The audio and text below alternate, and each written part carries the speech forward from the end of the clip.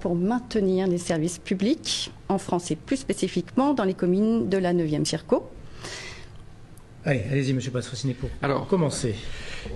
C'est vrai que c'est un enjeu important pour le futur, l'accès aux services publics. Et on a vu qu'on est dans un mouvement qui est inéluctable. Ceux qui veulent revenir en arrière, revenir à la préhistoire, ne sont pas dans le sens de l'histoire.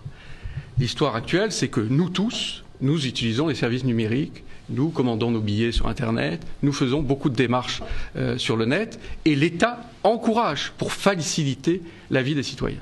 Mais là où il y a une réalité, c'est qu'un certain nombre de citoyens ont des difficultés pour faire ces démarches d'accès sur Internet, etc. Donc c'est tout le principe de ce qu'a porté ce gouvernement, des maisons France Service, c'est-à-dire que de développer des lieux, des tiers-lieux, où sont regroupés un certain nombre de services publics, et pas un seul service public, et qu'il y ait des personnes en capacité d'aider nos concitoyens.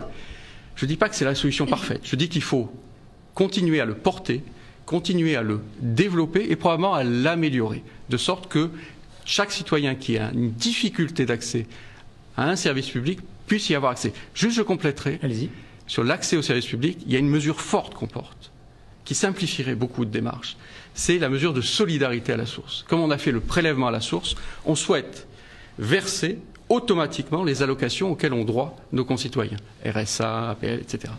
Versement automatique. C'est à la fois lutter contre un 30% de nos recours, et donc des gens qui sont dans la pauvreté, et qui auront directement ces allocations, et c'est lutter évidemment contre la fraude à un certain nombre d'allocations. Donc c'est une mesure très importante et qui permet d'éviter aussi toutes les démarches et l'encombrement de nos services publics. Voilà. Merci, M. Patrocinet.